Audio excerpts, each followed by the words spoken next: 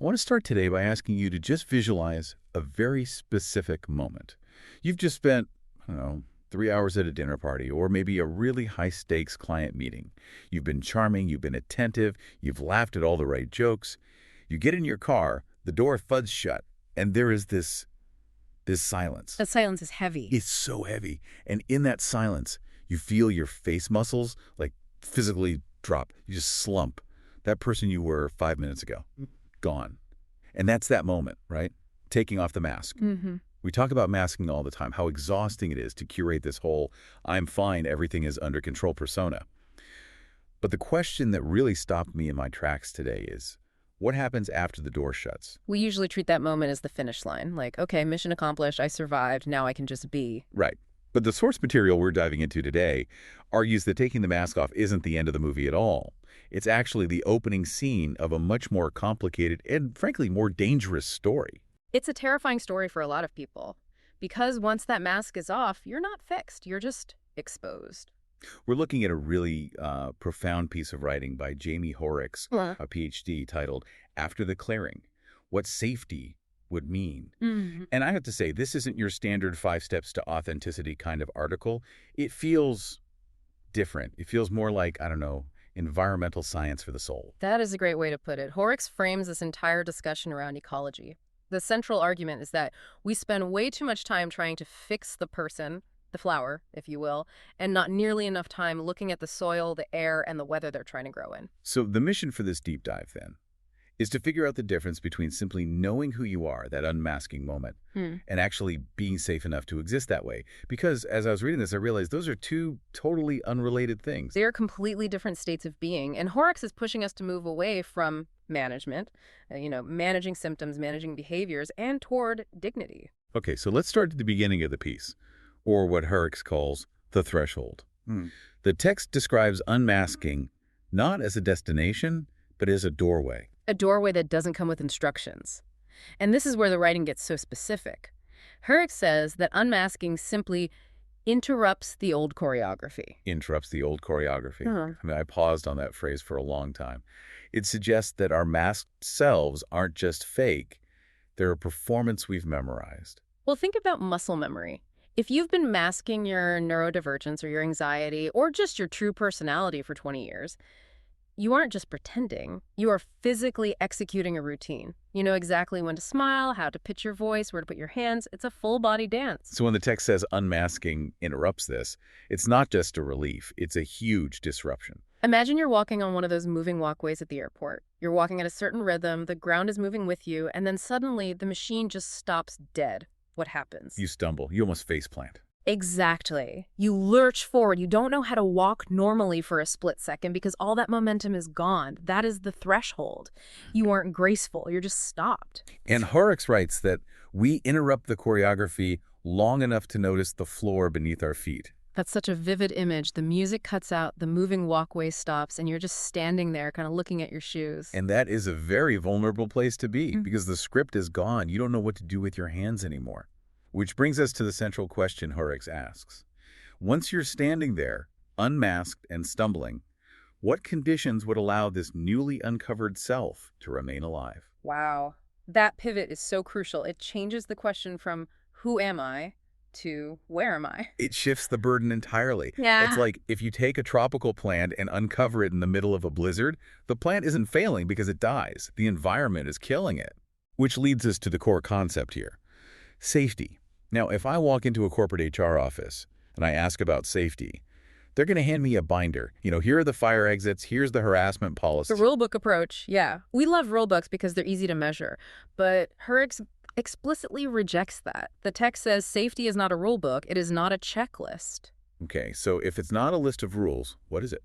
It's an atmosphere. An atmosphere. Okay, but that feels a little vague. How do we make that tangible? Hoerricks grounds it in the body. This is where we get into that somatic experience. And somatic just means relating to the body. Safety isn't a thought you have. It's a physical state your nervous system enters. There's this incredible line in the text. It is the difference between a room where breath loosens without instruction and a room where every muscle waits for verdict. Waits for verdict. I mean, just sit with that phrase for a second. It's so visceral. Yeah. It's that feeling when you send a risky email and you're just staring at the screen, shoulders up to your ears, waiting for the reply. You're just frozen. That is the somatic opposite of safety. You're physically bracing for impact. You are constantly being assessed. In that state, you can't learn, you can't connect, and you certainly cannot be yourself. You're just in survival mode. And then you contrast that with the signs of safety. The source lists, a shoulder lowering, a sentence finishing itself, a thought arriving without apology. That last one, a thought arriving without apology, that is a massive, massive indicator. I'm trying to picture that in a real conversation. Because in a professional setting, or even just with friends, isn't apology just politeness? Are we saying safety means being rude? No, and that's a crucial distinction. It's not about being rude. It's about the preamble. Think about how often you start a sentence with, "This might be a stupid idea, but," or "I'm not sure if I'm right, however," or Sorry to interrupt. "Oh, I do that constantly. It's a defense mechanism. I'm softening the blow before I even throw the punch." You're apologizing for your existence in the conversation before you've even made your point. Hoerricks argues that in a truly safe ecology, you don't need that armor. A plant doesn't apologize for growing a leaf. It just grows. The source compares this to nature. So if we recognize safety the way plants recognize spring. I love that analogy because it takes the intellect out of it. A tulip doesn't read a calendar. It doesn't check a memo that says, "It is now May, you are authorized to bloom." It feels the soil thaw. It feels the warmth. It's organic. Hoerricks calls this Gestalt knowing. Now, I'll be honest, Gestalt is one of those words I kind of nod at but don't fully get. Can we break that down? Sure. In this context, Gestalt basically means perceiving the whole rather than just the parts. It's the vibe of the room, but more scientific. Give me an example. Okay, so imagine a jigsaw puzzle. Most people process things bottom up. They look at the individual pieces, see a corner, see a bit of blue, and they start building. That's linear. A Gestalt processor needs to see the picture on the box first. If they can't see the whole picture, the individual pieces are just meaningless garbage to them. They can't process them. Okay, so Gestalt knowing means you don't check off safety items one by one like locks, policies, polite smiles. You feel the entire picture at once. Exactly. You walk into a room and your entire nervous system instantly braids together the power dynamics, the tone of voice, the physical space, the history. It arrives whole. Your body says safe or unsafe before your brain even knows why. And this brings us to what I think is the most heartbreaking part of the text, the trap. Because you would think once you realize, oh, I'm a Gestalt processor, I need the box cover, that would be a victory. It feels like a victory at first. Hoerricks calls it a brief gust of relief. Finally, you have a name for why you struggle. You know, I'm not broken, I just process differently. But then comes the twist. The relief turns into a job. Because you take this new insight to your boss or your partner or your teacher. You say, "Hey, I figured it out. I'm a Gestalt processor. I need the big picture before the details." And in a perfect world, they'd say, great, thanks for telling me. Here's the big picture. But we don't live in that world. A lot of the time, the response is, "Oh, that sounds complicated. Explain it to me. Prove it. Why does that mean you can't do the spreadsheet the way I asked?" Suddenly, you're the teacher. Worse, you're the defender. You have to translate your internal reality into their language precisely at the moment you are most vulnerable. The text calls this the demand for immediate translation. The pressure to turn insight into performance. That is exhausting just thinking about it. You just took off the mask of fitting in, and they immediately hand you a microphone and say, okay, give a TED Talk on your neurodivergence. And that is the trap. You aren't safe. You've just traded one performance for another. Hoerricks has this devastating line about this. The name becomes a new costume unless the field around it changes. The name becomes a new costume. So saying, I am autistic, or I am highly sensitive, or whatever the label is, that just becomes a new role you have to play. If the environment itself doesn't change, yes. If the field around it remains hostile, your label is just a new way for them to categorize you, not a way for you to be free. This really drives home the point that you can't self-help your way out of a bad environment. We tell people to do the work, go to therapy, find their truth. But if you do all that and then walk back into a room that demands you justify your existence, then you're just a bloom in a blizzard. You will freeze. Which brings us right back to the central thesis. Safety is ecology. It's the weather. Minds do not malfunction in isolation. They respond to climates. This challenges the entire medical model of mental health, and certainly the corporate model of HR. If an employee is failing or a student is acting out, our instinct is to ask, what is wrong with them? Hoerricks is just screaming at us to ask, what's the weather like in here? And to help us check the weather, the source gives us these incredible questions. They are all about power. Who holds the umbrella? Who controls the windows? Whose timetable counts as real? Let's look at that one. Who controls the windows? That is such a profound metaphor for agency. Unpack that for us. Okay, so imagine you're in a stuffy room, you're overheating, you can't think, but your boss or your parent is sitting there perfectly comfortable, they control the window. If you say, I need fresh air, and they say, no, the temperature is fine, what are they really saying? They're saying their experience of reality is the only one that matters. Precisely. They're judging the safety of the room by their body, not yours. And that is an unsafe ecology. In a safe ecology, the person closest to the window opens it for the person who is sweating. It's dignity over management. That's the contrast the text uses. And belonging over permission. Belonging over permission is the goal. Permission is conditional. I allow you to be here as long as you act normal. Belonging is fundamental. You are part of this ecosystem, and if the ecosystem is hurting you, we change the ecosystem. So we've unmasked, we've realized the trap of performing our diagnosis, and we've analyzed the weather. Where does that leave us? The final section is called After the Clearing. It leaves us in what Hoerricks calls a more honest place. But I want to be really clear, honest does not mean comfortable. No, the text is very specific here.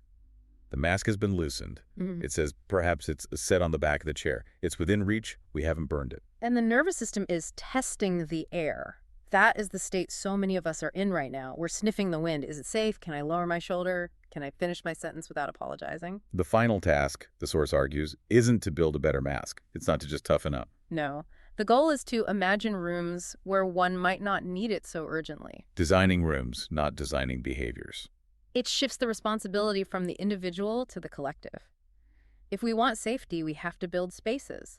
Physical spaces, relational spaces, professional spaces, where the mask is simply unnecessary, where the air is breathable for everyone. It's interesting because when you look at it that way, unmasking isn't just this solitary act of bravery. It's actually a request. It's a request for a better world. When someone takes off their mask, they're implicitly asking, is this room ready for me?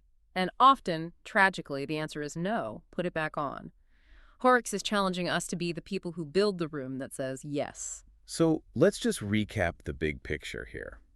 We started with the idea that unmasking isn't a finish line. It's a disruption of our old choreography, leaving us stumbling on that moving walkway. Right, and we realized that safety isn't a rule book. It's a somatic, bodily feeling of spring. Then we identified the trap, finding a label only to have it become a new costume because the world demands a performance. And we landed on the solution, ecology. We need to stop fixing flowers and start tending the soil. This deep dive is obviously so relevant for anyone who feels like they're wearing a mask, but I want to push on the other side of this before we go, the side of the people in charge. The people holding the umbrellas. Exactly. I think a lot of managers or parents listening might be thinking, well, I'm a safe person. I have an open door policy. I'm nice. But being nice is not the same as creating a safe ecology, Hoerricks asks. Who controls the windows? Right. If you're the boss or the parent, you control the thermostat. And if you're comfortable at, say, 68 degrees, you might not notice that your employee or your child is freezing to death in the corner. That's the disconnect. You're judging the safety of the room by your comfort. So the challenge isn't just be kind. The challenge is to surrender control. It's asking, am I actually keeping the rain off my people, or am I just deciding where the water falls? That's the hard question. Are you letting in fresh air, or are you just managing the temperature to suit yourself? And for those of you who are currently testing the air, waiting for that feeling of spring, if the weather never changes, if it's always winter in your current room, maybe it's time to stop trying to build a warmer mask. Maybe it's time to stop trying to explain why you're cold. And maybe, just maybe, it's time to go look for a different room entirely. Something to think about. Thanks for diving in with us. Take care.